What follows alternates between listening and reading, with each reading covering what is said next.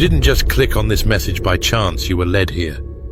And I believe that in this moment, God is confirming what's already been stirring in your spirit. You feel it, don't you, that pull? That quiet but undeniable sense that you're not just chasing success, you're stepping into significance. This isn't about getting rich for the sake of riches. If that were the goal, God would have handed it to you years ago without the pruning, the pressing, the fire. But He didn't. Why? Because you're not just being enriched, you're being entrusted. See, wealth without purpose is spiritual poverty. The world might teach you to chase money to build comfort, but heaven trains you to steward money to build kingdom. And if you've been feeling misunderstood, overlooked, or even stretched to your limit, let me tell you, it's not punishment, it's preparation. You've been walking through a furnace, not to destroy you, but to refine what can't be shaken. Because what God is about to place in your hands isn't ordinary, it's generational. Deuteronomy 8 verse 18 says that it is God who gives you the ability to produce wealth, but not as a trophy for your ego. It's a tool for eternal impact, a calling, a sacred trust. And Proverbs 13 verse 22 reminds us that a good person leaves an inheritance for their children's children. That's not just about property, it's about principles. It's not just about assets, it's about assignment. God is not simply blessing you to lift you up. He's building something through you that will ripple into generations that haven't even been born yet. You may not feel ready. Maybe you think your background disqualifies you. But Romans 11 verse 29 reminds us that the gifts and calling of God are irrevocable. If He called you, He already accounted for your mistakes. Your story may have started in brokenness, but it's being rewritten in glory. You're not here to blend in, you're here to break through. So if you've been wondering why the journey's been so heavy, why the warfare felt so personal, why the delay seemed so long, it's because this isn't just about wealth. This is about legacy, about being the first in your bloodline to break cycles, to shift atmospheres, to lay foundations that your grandchildren will walk on. You didn't just survive the storm, you were shaped by it. Now you're rising not to accumulate, but to activate destiny. Let's talk about how. There comes a moment, quiet, almost imperceptible, when you realize you're not thinking like the person who was just trying to survive anymore. You're no longer waking up just to get through the day. You're waking up with vision. You're waking up with strategy. That's not a coincidence, that's a holy shift. It's what happens when God moves you from survival mode to legacy thinking. You stop asking, "How do I make it?" and begin declaring, "What can I build that will last beyond me?" And that one shift changes everything. I've been there, staring down seasons where just having enough felt like a miracle, where the bills outweighed the bank account and hope seemed buried under deadlines and disappointments. But now I understand those survival seasons weren't punishment. They were preparation. God was not trying to break you. He was building something in you that couldn't be taught through comfort. The fire you walked through wasn't to burn you, it was to forge you. Because what you're being called to carry now requires a strength that only comes from surrender. Isaiah 61 verse 3 speaks of beauty for ashes, the oil of joy for mourning, and a garment of praise for the spirit of heaviness. That's not poetic language, it's prophetic transformation. God took what tried to kill you and used it to crown you. The very pressure that almost crushed you became the process that refined you. You didn't just make it through, you learned to master what once overwhelmed you. You've been entrusted with a mantle that no longer fits the mindset of survival. There's something powerful that happens when you begin to outgrow your old thinking. What once looked like lack now reveals itself as the soil where purpose was planted. You realize you weren't buried, you were being rooted. And now you're not just aiming to escape generational curses, you're planting generational blessings. Romans 8 verse 28 reminds us that all things work together for the good of those who love God and are called according to His purpose. Not some things, all things. Even the nights you cried yourself to sleep. Even the jobs that didn't last. Even the friendships that turned into betrayals. God was shaping something bigger than the pain. He was shaping a legacy. You see, legacy thinking doesn't start when you have millions in your account. It begins when your purpose starts defining your priorities. It starts the moment you say, I'm not just building for me, I'm building for the ones who come after me. Ecclesiastes 7 verse 14 tells us that in the day of prosperity be joyful, but in the day of adversity, consider God has made the one as well as the other. That tells me that both the valley and the victory were divine classrooms, and now you're graduating into something greater. You are not a product of poverty. You are the prophet of provision in your family line. Others built comfort, but you built character. Others settled for cycles, but you chose surrender. That's why God is trusting you with more. Because you've proven that money won't manage you, you'll manage it by His Spirit. You've proven that when the time comes, you'll choose mission over materialism. That's the mindset of legacy.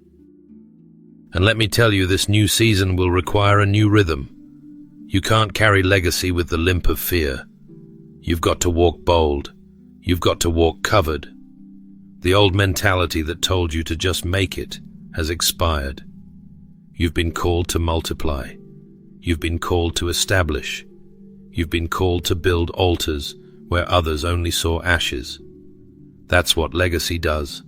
It takes the ruins and rebuilds a temple. So today I speak over you. You're not just healed, you're holy ground. You are not the sum of what you lost. You are the seed of what God is birthing through you. And the blueprint etched in your pain is about to produce a foundation of promise. This is not the end of your story. This is the birthing of your legacy. You don't get to legacy without first walking through loss. And not just any loss that strips you, empties you, quiets the noise and confronts your identity. You had to lose first, not because God was punishing you, but because He was preparing you for the kind of abundance that doesn't inflate pride, it births purpose. You see, before God trusts you with weight, He'll take you through the fire that forms the vessel. It's in that fire that humility is forged and depth is born. I know what it feels like to have something precious slip through your fingers. A dream delayed, a door shut, a relationship that didn't survive the storm. But let me speak something over your soul today, that loss wasn't failure, it was formation. God was hollowing out the places where ego tried to live, so that His glory could have room to dwell. You were never being emptied to stay empty. You were being cleared out to carry something greater. Job 23 verse 10 says, But He knows the way that I take. When He has tested me, I will come forth as gold. That scripture isn't just comforting, it's clarifying. God didn't lose track of you. He wasn't ignoring your cries. He was refining you in the quiet. Because legacy isn't about having more, it's about carrying more. And the kind of wealth God is preparing to release into your life isn't surface-level success. It's wealth with weight, and that requires character deep enough to carry it. Some of the things you begged God to restore were actually the very things He removed so He could protect your future. What felt like subtraction was divine shielding. You weren't being punished, you were being preserved.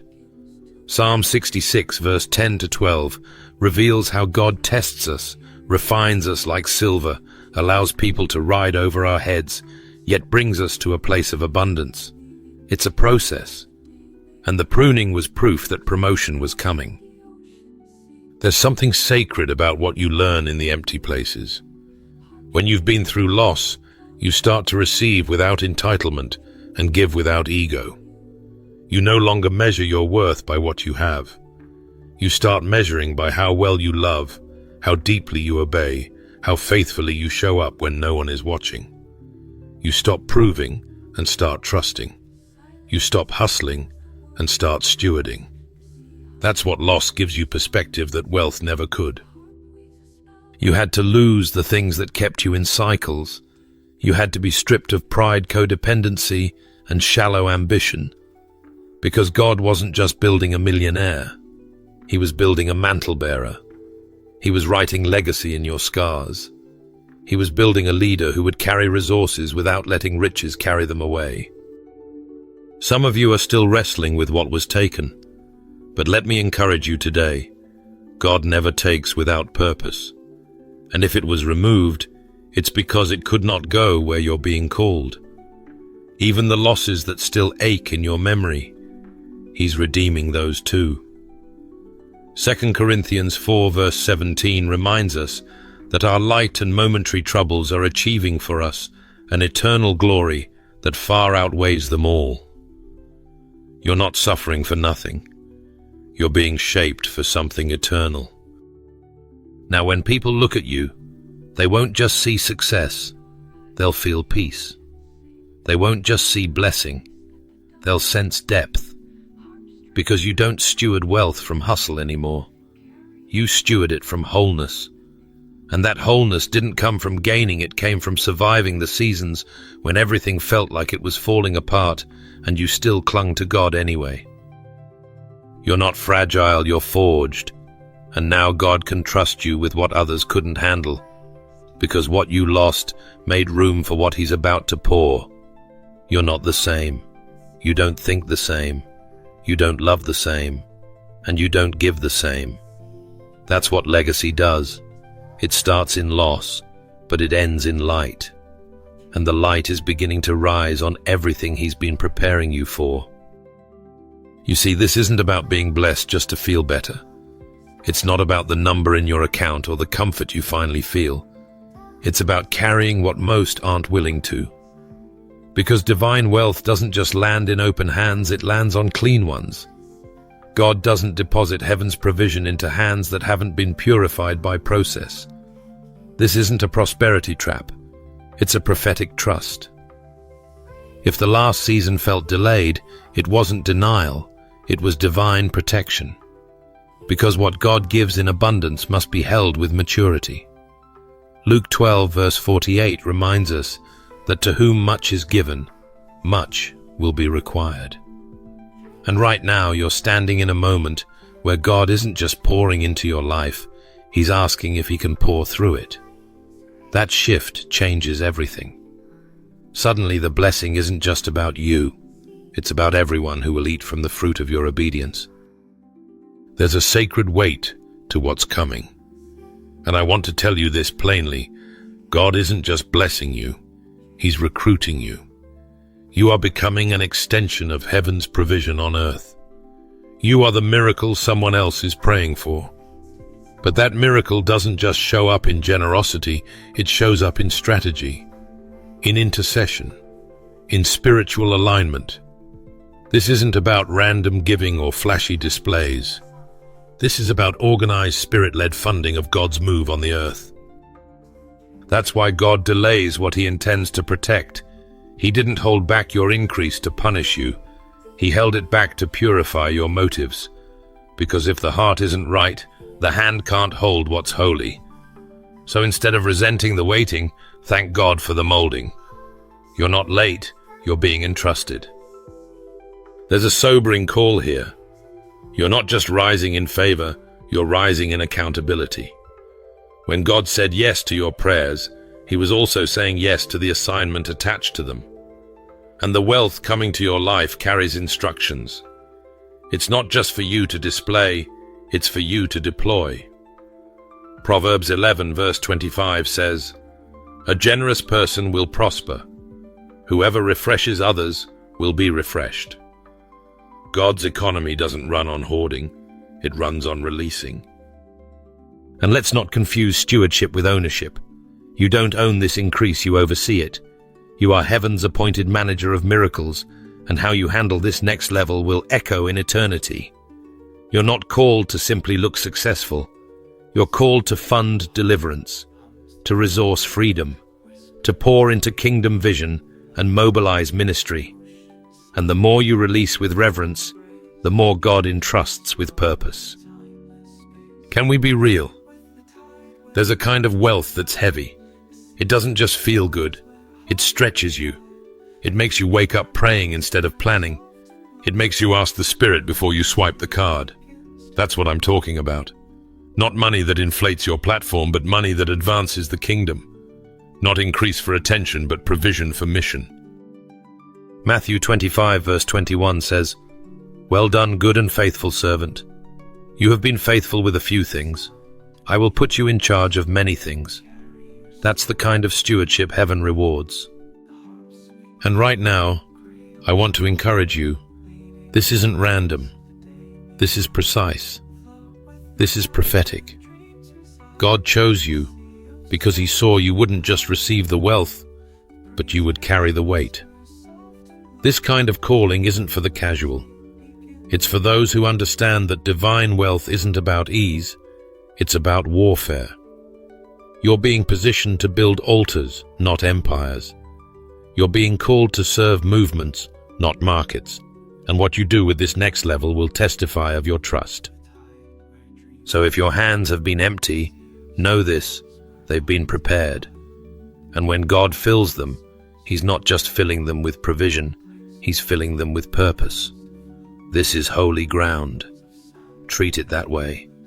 Because this kind of blessing doesn't shout, it serves. And when you serve with it, you'll see what only obedience unlocks. Some foundations aren't poured with concrete. They're laid with tears, with prayers, whispered in hidden places, with dreams that never had the chance to see the light. And now here you are, standing in the very place your ancestors hoped you'd arrive, holding tools heaven reserved for your generation alone.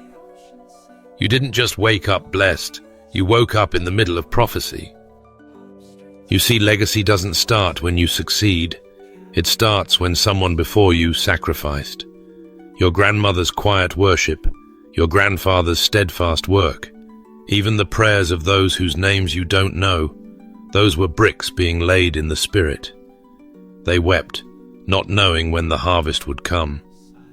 But Psalm 126 verse 5-6 reminds us that those who sow in tears will reap with shouts of joy. And friend, that joy is beginning to bloom through your hands.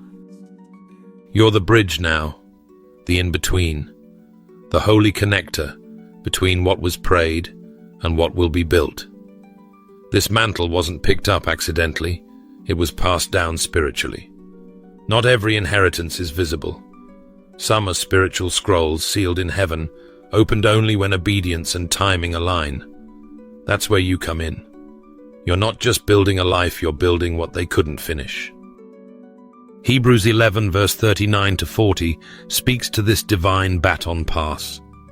The heroes of faith were commended for their belief, even though they didn't receive the fullness of the promise because God had something better planned for us. You are the us in that verse. You are the answer to ancestral intercession. You are walking ground they never reached but desperately believed for. And here's the sacred truth, you're not starting from scratch. You're standing on soil already soaked with sacrifice. The spiritual sweat equity is already in the ground. You're just the one heaven chose to bring it to full bloom. What once was delay is now destiny. What once was silence is now strategy. And what once was buried is now breaking through the surface because your obedience is watering everything they planted. But let's be honest, this isn't always easy. Sometimes it feels like pressure, like a weight too heavy to bear. But I want to shift your perspective. This isn't pressure, it's prophetic privilege. You've been chosen to carry what others could only carry in prayer, and you don't carry it alone. Isaiah 58 verse 12 declares that you will be called the repairer of broken walls, restorer of streets with dwellings. You're not just breaking generational curses, you're building generational covering. Some of you are the first in your family to own, to lead, to dream beyond survival. That's not random. That's the redemptive pattern of God. You're not just charting a new path, you're rerouting bloodlines. You're the one who turned pain into purpose, lack into legacy. What once plagued your family, fear, addiction, poverty, silence, is meeting its end at the altar of your obedience. This is more than personal. This is generational. When you look at what's in your hand, don't just see a business or a ministry or a calling. See an altar. See answered prayers. See heaven's investment multiplied through your yes.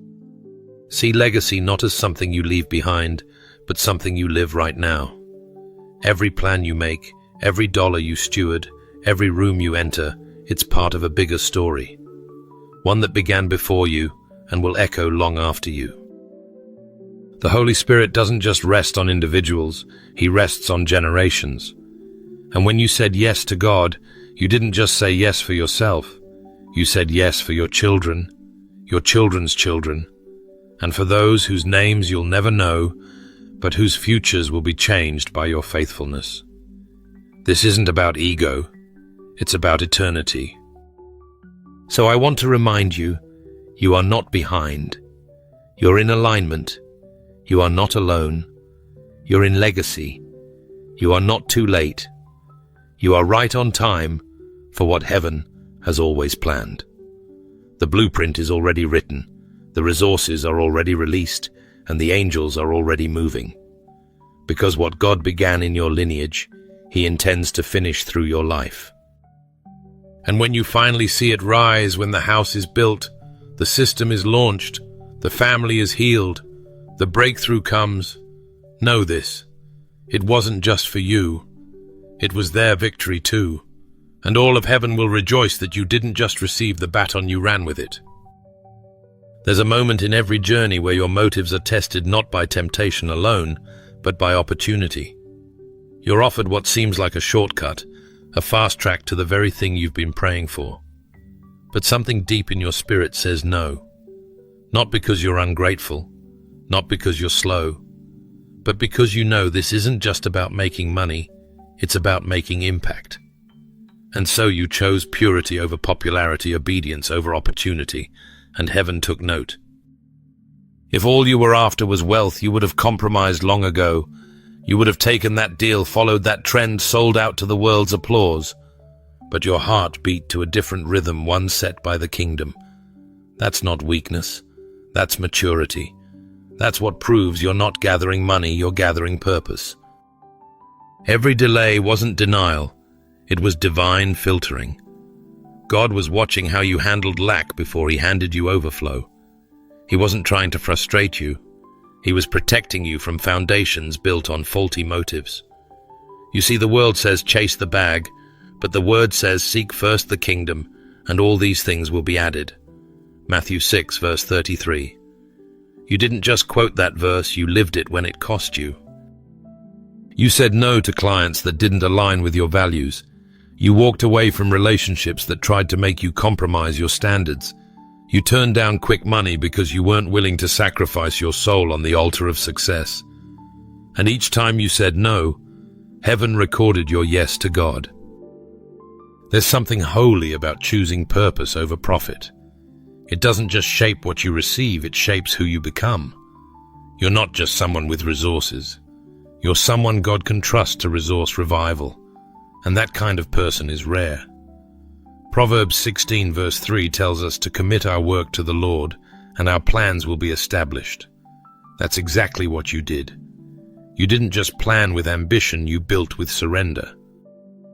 You were never driven by dollar signs, you were driven by divine signs. And because you didn't chase money, money will now begin to chase you. Not for comfort, but for calling. Not for lifestyle, but for legacy. You're about to see the fruit of quiet obedience and sacred restraint. Because when your hands are clean, your harvest is protected. Isaiah 48 verse 17 declares that the Lord teaches you what is best and directs you in the way you should go. That's what has carried you this far. Not connections, not algorithms, not promotions. It was discernment. It was worship. It was those moments you fasted when no one saw. Those nights you journaled dreams instead of chasing schemes. You've been pruned to carry purity. And now when the wealth comes, and it will, you won't use it to prove anything. You'll use it to build something. Something that speaks louder than branding, louder than trends, louder than likes. You'll fund deliverance, birth ministries, support families, build systems, and unlock dreams that have been dormant in others. Because you understand what it means to steward, not just spend. That's what separates you. Not your hustle, but your heart. God didn't choose you because you're flashy. He chose you because you're faithful. You endured the test, and now you've been trusted with the weight. This isn't just God filling your bank account. This is God fulfilling your purpose. And don't think for a moment He hasn't seen the cost. The tears you shed when you watched others pass you up because you wouldn't compromise. The times you asked God, "Am I missing it?" while others celebrated shortcuts. But heaven was quiet, not because you were wrong, but because you were right. God was setting you apart for something sacred. Now the release is coming not just of income, but of impact. Because what you're carrying is too pure to be poured into shallow soil. God waited until your posture aligned with His promise. And now the door is opening. The resources are aligning. And the vision you've carried in secret is about to go public, not for your name to be praised, but for His name to be proclaimed. This is your moment not to chase the wealth, but to walk in the will. Because when you chase the call, God fills your hands. And He's not just adding to you, He's sending you with vision, with authority, and with provision already attached. Before we ever talk about money, we need to talk about what money unleashes in the hands of someone surrendered to God. Because the truth is, hell doesn't tremble when you increase your income. Hell trembles when you start using that income to unlock chains, build ministries, restore families, and fund freedom. The enemy isn't fighting you because you're chasing money. He's fighting because you're carrying mission. Your money has a message, and that message is liberty, breakthrough, and revival. You need to understand if the attack was about dollars, it would have stopped once you got stable.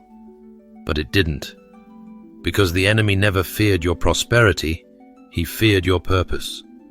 You are a kingdom investor, not a consumer. You're not gathering for greed, you're gathering for glory. You're not funding distractions, you're funding deliverance. And that kind of wealth, that kind of assignment, it terrifies darkness. That's why the delays were so long. That's why you felt resistance every time you got close to overflow. It wasn't just life being hard, it was warfare. Ephesians 6 verse 12 tells us plainly, we wrestle not against flesh and blood, but against powers and principalities. Your battles weren't about your bank, they were about your blueprint. Hell has been watching your discipline, your obedience, your refusal to bend to the world's systems, and it knows if this one breaks through, everything changes. Because here's the truth. Not everyone can handle wealth. But you gave when it didn't make sense. You tithed when you had bills stacking up. You sowed in tears. You sacrificed when others spent. You refused to build your empire and instead said, God, build your kingdom through me. And now the enemy knows if God releases you, it's not just about you being blessed, it's about territories being reclaimed, generational curses being broken, and captives being set free. What you thought was betrayal was actually preservation. God saw the people who couldn't go with you. He saw the partnerships that would have turned pure oil into poisoned ambition. So he allowed the disappointment not to destroy you, but to protect the purity of the calling on your life. 2 Corinthians 10 verse 4 reminds us that the weapons of our warfare are not carnal, but mighty through God. And sometimes that weapon is restraint. Sometimes it's silence. Sometimes it's letting go of what looks profitable to preserve what is powerful. When you were in lack, you didn't curse God, you praised Him harder. When you had nothing, you didn't complain, you declared. And those declarations became foundations. Psalm 18 verse 39 says, You armed me with strength for battle. And that's exactly what God was doing in your silent seasons, arming you, preparing you, fortifying you, not for a quick win, but for a legacy that couldn't be shaken. Now you're stepping into a space where your finances don't just represent comfort, they represent kingdom command. Every dollar that flows through your hands is going to have a destination. You're about to build what others only dreamed. You're about to sponsor Soul's Resource Revival and plant seeds that will outlive your own breath. You are not just a receiver, you are a releaser. And that makes you dangerous to hell, because wealth in the hands of the righteous is like a sword in the hand of a trained warrior. It's not random, it's not emotional, it's strategic. You know where to sow, you know how to discern, you know how to pray before you spend, and you don't move unless the Holy Spirit says move. That's what makes the devil nervous, not your income, but your impact, not your status, but your surrender, not your bank account, but your boldness. You are not gathering to show off. You're gathering to set free, to tear down strongholds, to raise up next-generation leaders, to provide homes for the homeless, to feed the hungry, to finance the gospel. That's what this is about. And the devil, he knows he's running out of time, because your obedience is breaking every chain, the chains of fear, the chains of poverty mindsets, the chains of limitation that said you couldn't do it because of where you came from. But look at you now, walking in power, dripping in purpose, prepared not just to carry wealth, but to wield it as a weapon of war. Beloved, you didn't just survive the resistance, you got stronger through it. You're not just stepping into prosperity, you're stepping into purpose. The kind of purpose that hell can't stop and heaven celebrates. Keep moving, keep giving, keep trusting, because your money was never about material, it was always about mission. Some of us have been waiting for breakthrough, not realizing we are the breakthrough. You've been looking for a foundation to stand on, but heaven has chosen you to be the foundation for others. That changes everything. This isn't just about receiving wealth, it's about becoming the root system from which generations will grow strong, nourished, and immovable. You're not just someone collecting blessings, you're someone being built into a blessing. God is doing something so deep in you that it can't be shaken by market shifts, cultural trends, or generational cycles. Because you weren't called to be temporary, you were called to be timeless. Not flashy, but foundational. And God always builds foundations in secret before he reveals the structure in public. 1 Corinthians 3 verse 10 to 11 reminds us that no other foundation can be laid except the one already laid, which is Jesus Christ. And when your life is anchored in Christ, your wealth, your influence, your impact, none of it becomes about pride. It becomes about permanence. You're not being raised up for applause, you're being rooted for assignment. Builders don't seek visibility, they seek integrity. They don't chase platforms, they create blueprints. Everything you've endured, the loneliness, the rejection, the pressure, it wasn't meant to destroy you. It was meant to shape you. God was building layers into your spirit wisdom, into your mind and patience, into your soul. Psalm 89 verse 4 speaks of establishing a legacy for generations to come. And that's what this is really about. You're not just getting rich, you're becoming the spiritual infrastructure for your bloodline. Your obedience now becomes their safety later. Your yes in the quiet places becomes their open door in the future. Your intercession becomes their inheritance. And when they rise, they won't have to fight what you had to fight. Because you built. You broke the curses. You poured the foundation with tears and consistency and truth. Proverbs 24 verse 3 to 4 says that by wisdom a house is built, and through understanding it is established. This is the season where God is giving you more than money. He's giving you wisdom, strategy, discernment, and endurance. Because what you're called to construct isn't fragile or fleeting. It's eternal. It's meant to last. And that means it must be built on the kind of person who doesn't just love the idea of success, but loves the responsibility of legacy. You're becoming the one in your family line who shifted the narrative. The one who said, "The chaos stops here. The confusion ends now. The cycles break with me." And when people look back, they'll say, "It started with them." Not because you were loud, but because you were faithful. Not because you were perfect, but because you were planted. There's a reason why the weight you carry feels heavy. It's generational. You're carrying more than your own dreams. You're carrying deliverance for others. You're paving highways for those who haven't even been born yet. The ceiling you reach becomes the floor your children stand on, and the battles you're winning now will become stories of strength for them later. This isn't just your testimony, it's their template. Your process becomes their permission. Your blueprint becomes their breakthrough. And while others are building for status, you're building for stability. While some are chasing visibility, you're creating a legacy that won't just be seen, it will be felt. Because what God is doing through you will echo through time. So don't be discouraged by how hidden your process feels. Don't underestimate the power of your quiet obedience. Because God isn't just building through you, He's planting you as a pillar. And when storms come, others will find shelter because you remained unshaken. You're not background, you're the blueprint. You're not optional, you're ordained. God didn't choose you because of flash. He chose you because of faith. And when all else fades, what you're building, this truth, this legacy, this kingdom foundation, it will still be standing. Because you weren't called to decorate history. You were called to change it.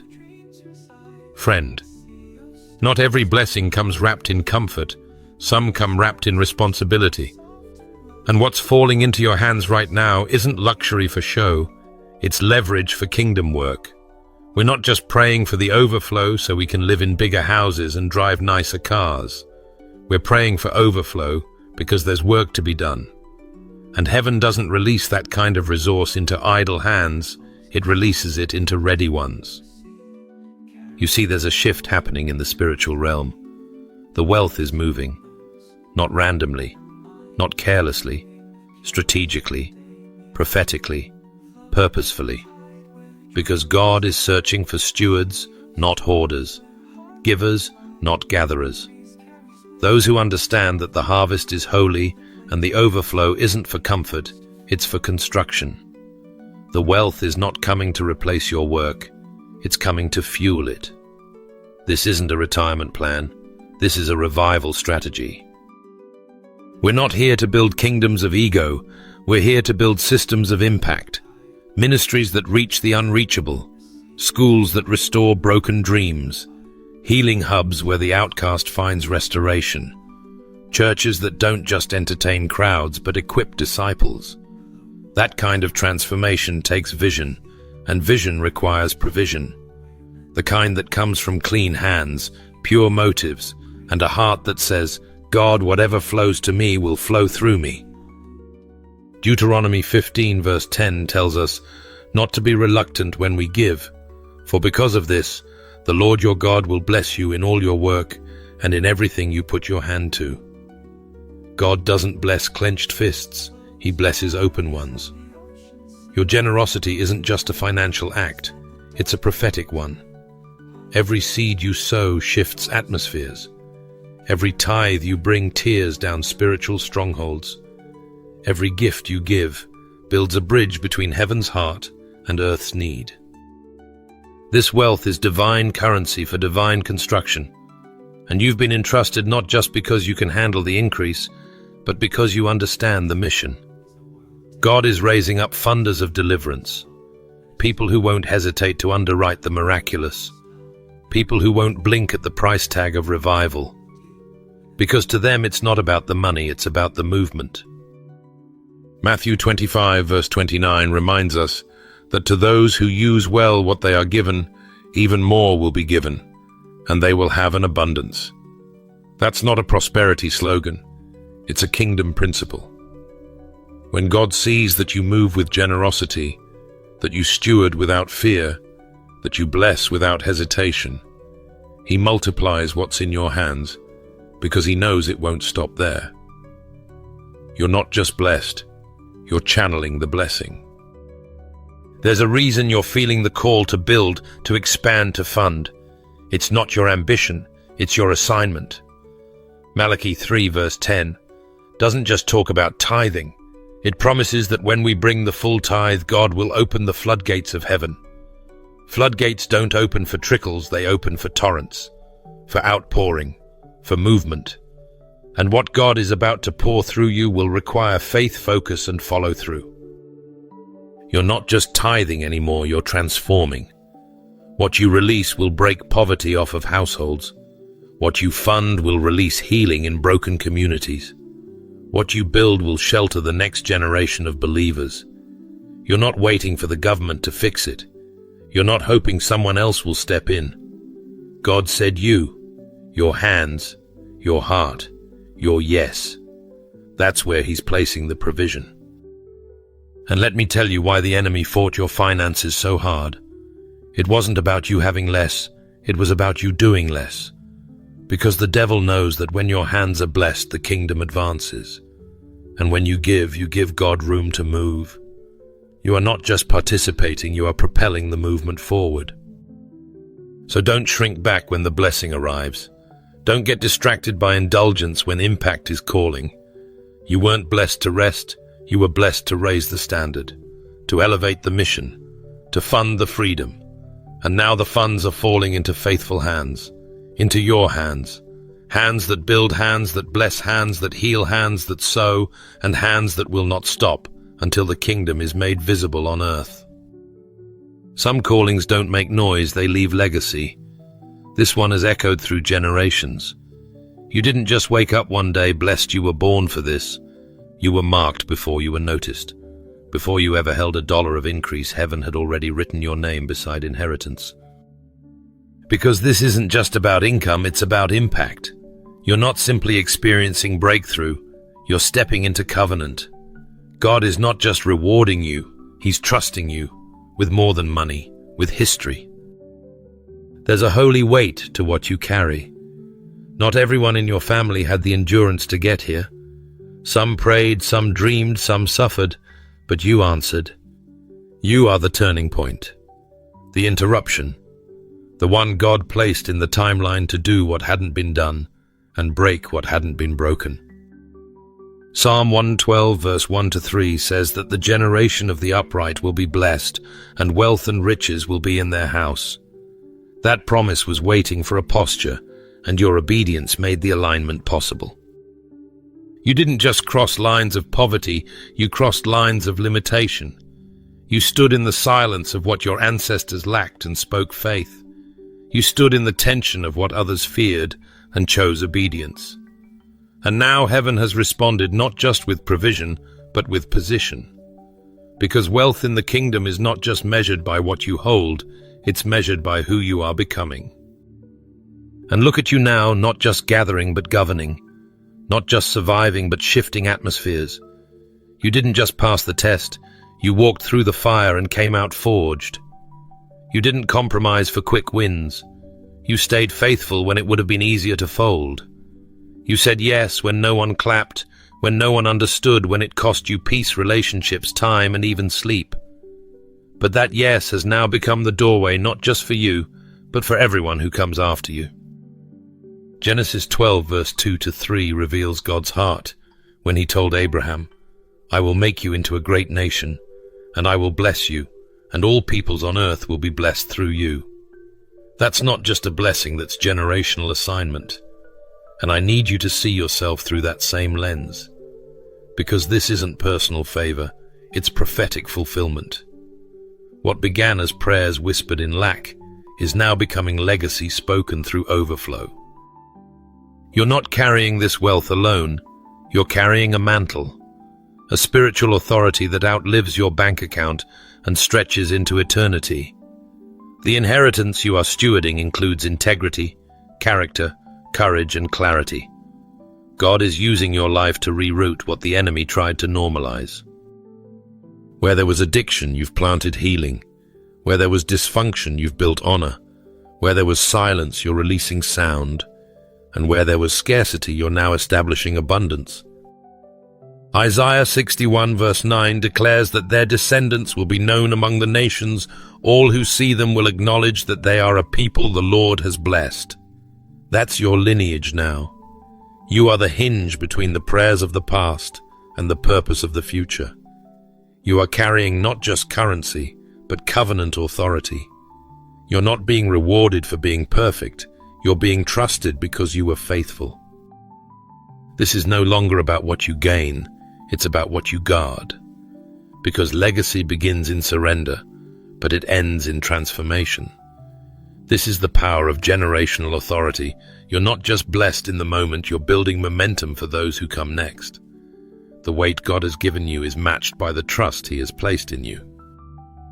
You've passed tests others couldn't endure. You've walked roads others avoided. You've said yes when it cost too much to pretend. And because of that, God isn't just blessing you, He's marking you. You are a signal to your bloodline that God's promises are yes and amen. And what starts in your hands won't end in your lifetime. It will echo through generations. It will whisper through family trees. It will be told not just in stories, but in fruit. You didn't just ask for favor, you received an assignment. You didn't just gain increase, you were granted inheritance. And as you carry this forward, remember, this wasn't just for now. This was forever in the making. God chose you, prepared you, tested you, and now He's trusting you. And through you, a legacy of faith, righteousness, and transformation is rising stronger than what was, louder than what hurt, and eternal in its purpose. Take a moment and look back. There's something different on you now. You don't just carry provision, you carry divine permission. Permission to break cycles, fund purpose shift atmospheres, and raise standards that heaven endorses. You're not collecting income to impress the world you're birthing, impact that echoes in eternity. And that changes everything.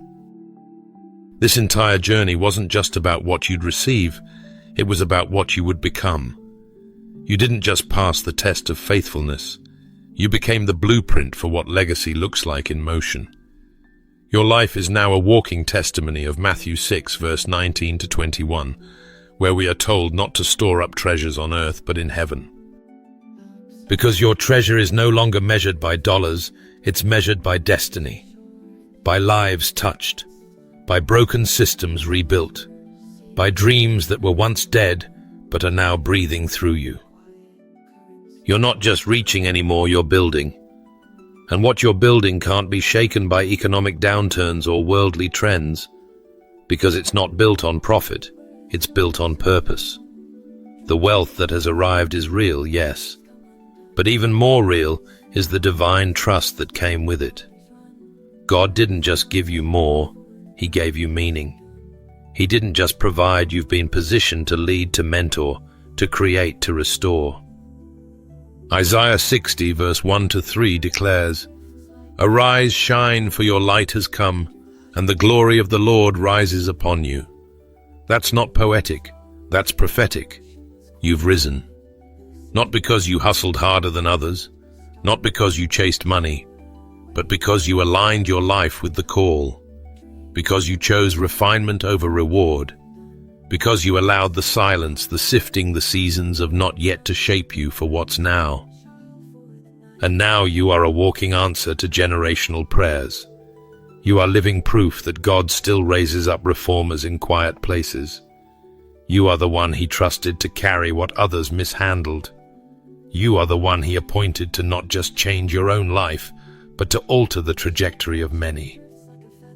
Revelation 5 verse 10 says, "You have made them to be a kingdom and priests to serve our God, and they will reign on the earth." That reign is not a throne of ego, it's a mantle of service. A reign that reforms, that rebuilds, that restores. You've been refined to rise, and what's coming through you will outlive you. And that is the point.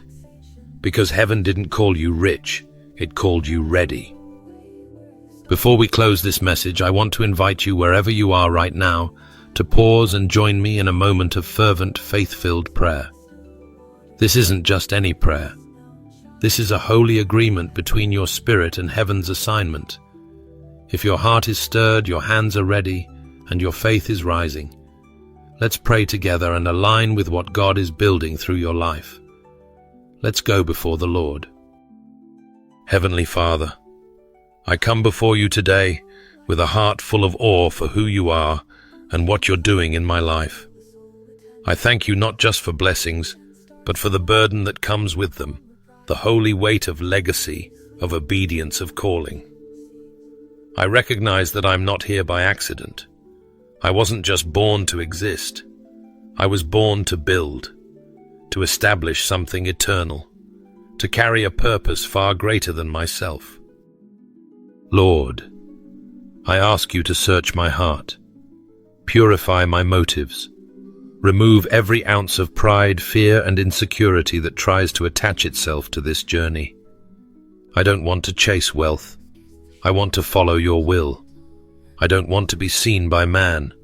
I want to be found faithful by you. If my name is never known on earth but honored in heaven, that is enough for me. Let my life be a vessel you trust with influence, with wisdom, and with resources. God, I ask you to give me divine discipline, not just dreams. I don't want to just envision impact. I want to walk in it. Give me strength for the work, clarity for the vision, and courage to break every barrier that generations before me could not. Where there has been generational fear, plant bold faith.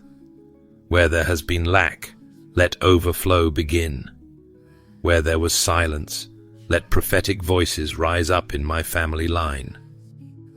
I surrender the timeline. I surrender the method. I surrender the outcome. I don't need to control what you've already ordained. What I need is trust, peace, and patience to steward what you're giving me. Teach me how to be faithful in private before you elevate me in public. Teach me how to bless others when no one sees. Show me how to walk humbly, wisely, and consistently with you. Let this not be about numbers, accolades, or applause. Let this be about legacy. A legacy of obedience. A legacy of integrity. A legacy where my children and my children's children know that God's hand was on our house. Let them see that I didn't just gather things, I gathered truth. That I didn't just earn, I honored. That I didn't just build, I believed. Father, multiply not just my resources, but my revelation. Let my wealth be wisdom. Let my gain be grace. Let my increase serve as evidence of your covenant, not my cleverness. And in every room I step into, let your presence go before me. Don't let me chase opportunity. Let opportunity chase your anointing on my life. Protect my hands from greed. Protect my heart from comparison. Protect my mind from confusion. Let me never forget that it was you who carried me, provided for me, strengthened me, and positioned me for this moment. You were there in the wilderness, and now you're here in the promise. So I refuse to forget the source while I steward the supply. Holy Spirit, make me sensitive to divine assignments. Let me hear the needs I'm meant to meet. Let me see the broken places I'm called to mend. Let my giving not just be generous, but intentional. Make me a funnel, not a dam. Let what flows to me also flow through me. Let my obedience unlock revival in homes, healing in hearts, and hope in places that have felt forgotten. God, you can trust me. I don't say that in pride, I say it in surrender. You've tested me, you've taught me, you've broken and built me, and now I say yes. Yes to the legacy, yes to the mission, yes to the mantle. I'm not just here to rise, I'm here to reform. Not just to grow, but to give. Not just to succeed, but to serve. Mark this day, Lord. Seal this yes. Let what begins in prayer explode into purpose. I'm not just getting rich, I'm creating legacy. Not for my name, but for yours. In Jesus' name I pray. Amen. If this message has stirred your spirit and awakened something deeper within you, something about purpose, about legacy, about living for more than just yourself, I warmly invite you to like this video, subscribe to the channel, and share it with someone who's also ready to step into their calling and build what lasts. Thank you for being part of this community. May God bless you with wisdom, clarity, and the courage to walk boldly into your divine assignment.